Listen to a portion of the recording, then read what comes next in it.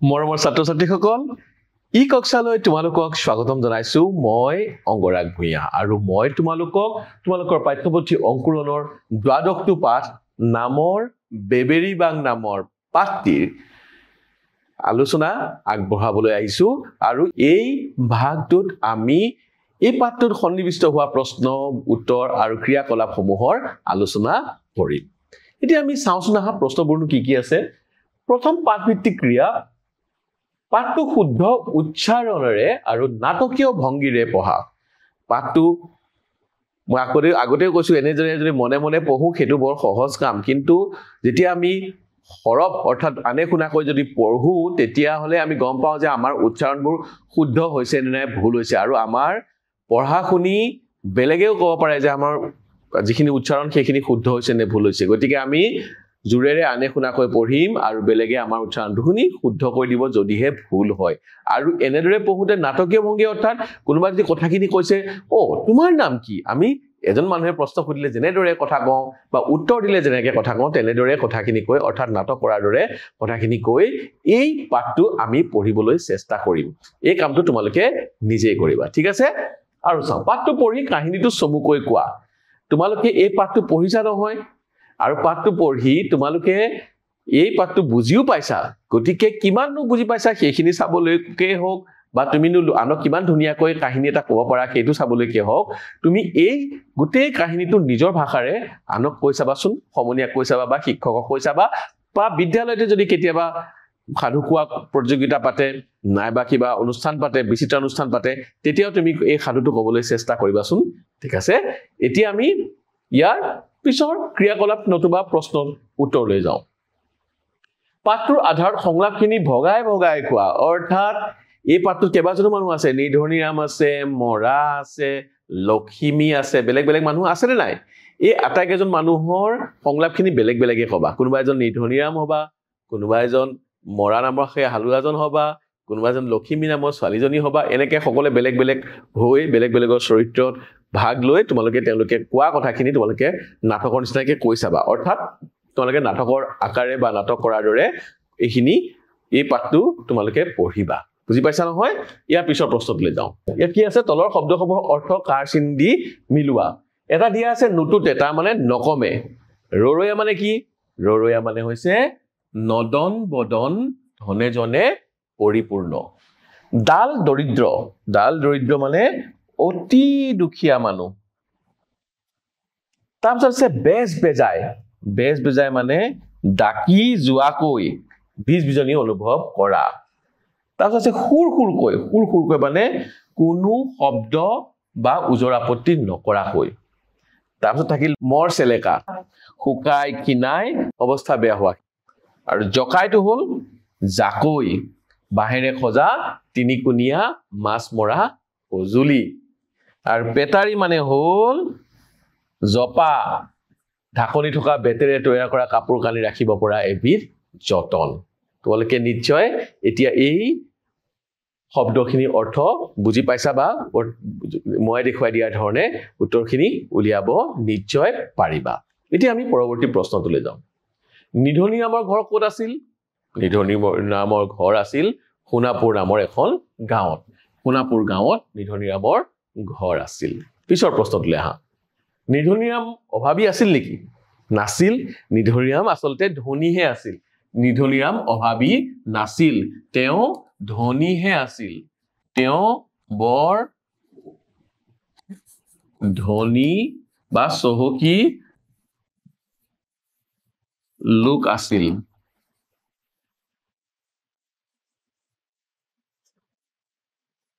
মই পিছৰ বাক্যটো তোমালোকে লিখিবলৈ মন গ'লে লিখিব পাৰা এইটো নিলিখিলেও কিন্তু তোমালোকে নম্বৰটো দিবই কাৰণ প্ৰশ্নটো সুধিছে অভাৱী আছিল নেকি অভাৱী নাছিল বুলি লিখিলে তুমি নম্বৰটো পাবা কিন্তু এইখিনি কথা জানি থোৱা কিন্তু তেওঁ বৰ ধনী বা চহকী লোক আছিল এইদৰে লিখি দিবও পাৰা যদিহে তোমাৰ মন যায় তাৰপিছত মানুহজনে কাটি থকা গছজোপাৰ নাম কি মনত পৰিছিলে গছজোপাৰ নাম মানুহজনে গছজোপা কাটি আছিল গছজোপাৰ নাম কি আছিল অমৰা গছজোপা তেওঁ কাটি আছিল অমৰা তাৰ পিছৰ প্ৰশ্নটোলৈ যাওঁ হালুৱা মানুহজনৰ নাম কি আছিল বলে হালুৱা এজন মানুহজনে আকৌ হাল বাই আছে তেওঁ কইলে তোমাৰ নামটো কি তেওঁ কলে মোৰ নামটো হল মৰা জিয়া মানুহ কিন্তু মানুহজনৰ নাম আছিল মৰা নিধনিৰামে হেকানে আচৰিত হল আৰে মই ধনী মোৰ নাম নিধনিৰাম গাঁওখনৰ নাম সোণাপুৰ কিন্তু গাঁওখনৰ মানুহবোৰ দুখিয়া যিজোপা গছ কাটি আছে গছজোপা মৰি গল কিন্তু গছজোপা নাম অমৰা আৰু যিটো মানুহে হাল বাই আছে হাল বাই থকা মানুহৰ নাম মৰা ইতে পিছৰ প্ৰশ্নলৈ যাওঁ কোনে কাক কৈছিল কোৱা এইজোপা কি গছ হে ককাই এই বাক্যশাৰী নিধনিৰামে সুধিছিল কাক সুধিছিল এই গছ কাটি থকা মানুহজনক কৈছিল বা সুধিছিল ইয়াৰ পিছৰটো চোৱা পাৰুদন নিজৰা কি কৈছিল এই নিজৰা বুলি কোনে কৈছিল সেই ল'ৰা ছোৱালী যাকে মানুহজনক কৈছিল কাক কৈছিল নিধনিৰামক কৈছিল ইয়াৰ পিছৰ শব্দটো চাওঁ মোৰ নাম মৰা এইখাৰ কথা কোনে কৈছিল হালুৱাজনে নিধনিৰামক কৈছিল উক্ত কথাষাৰ হালুৱাজনে নিধনিৰামক কৈছিল বৰ সহজ প্ৰশ্ন নহয় বাৰু বোলো কোৱা কি তুমি দেখোন জিয়া মৰা হলা কেনেকৈ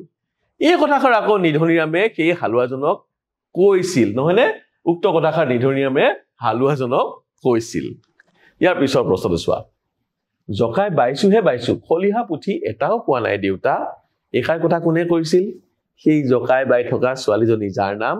লক্ষ্মী আছিল অৰ্থাৎ লক্ষ্মী নামৰ ছোৱালীজনীয়ে নিধনিৰামক কৈছিল এইখাৰ কথা নিশ্চয় পাৰিবা কিন্তু বৰ সহজে হৈছে তোমালোকৰ কাৰণে নহয়নে নিধনিৰামক গাঁৱৰ মানুহে নিধনিৰাম বুলি মাতিলে কিয় তাৰ গা বেজ বেজাইছিল এতিয়া এই কথা তুমি ক'ব লাগিব যে নিধনিৰামক মানুহে যদি নিধনিৰামকটো নিধনিৰাম বুলি নকয় কি বুলি ক'ব যাৰ নাম নিধনিৰাম তাকতো নিধনিৰাম বুলিয়ে ক'ব লাগিব ন কিন্তু সেই বুলি ক'লে নিধনিৰামৰ খং উঠিছিল বা গা বেজ বেজাই গৈছিল কিয় এতিয়া আমি এই প্ৰশ্নৰ উত্তৰ এনেকৈ লিখিম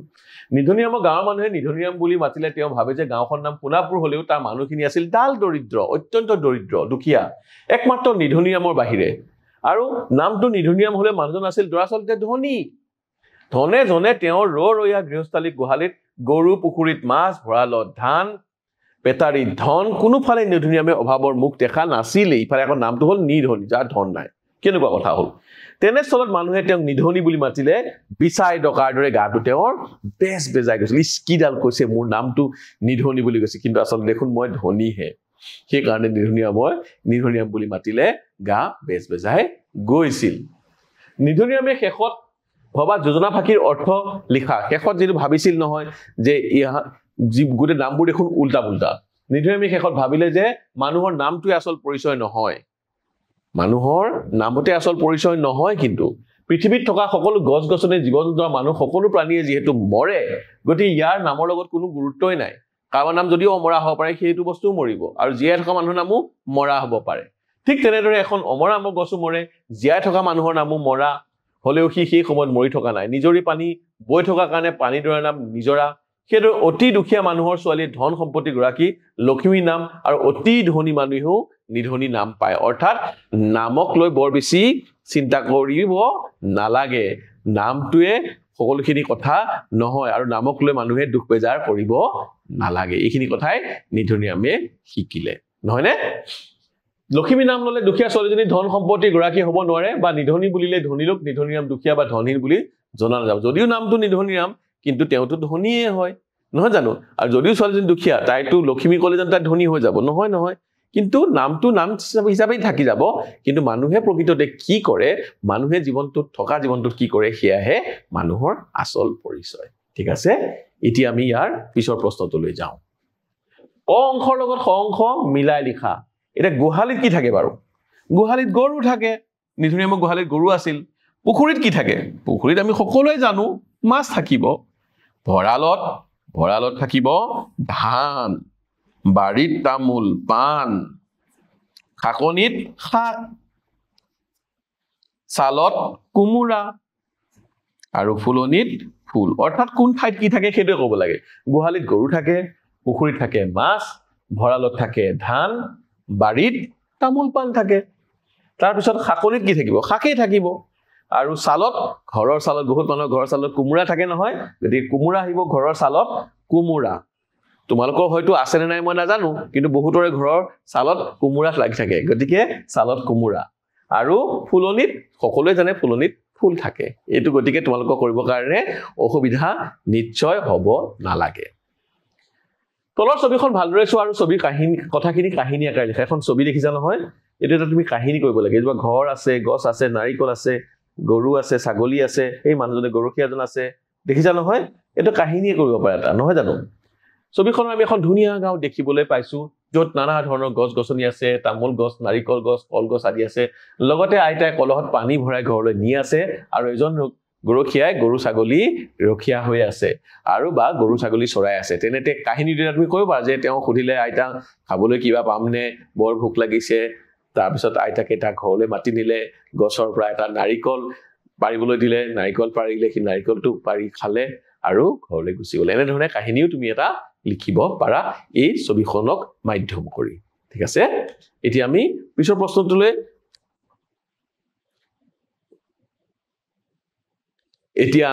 পিছৰ প্ৰশ্নটোলৈ যোৱাৰ আগতে কিন্তু এষাৰ কথা ক'ব লাগিব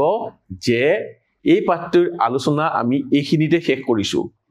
আৰু কেইটামান প্ৰশ্ন বাকি ৰৈছে সেই বাকি ৰোৱা প্ৰশ্নখিনি আমি পৰৱৰ্তী ভাগত আলোচনা কৰিম তেতিয়ালৈকে তোমালোকে মোক বিদায় দিয়া ধন্যবাদ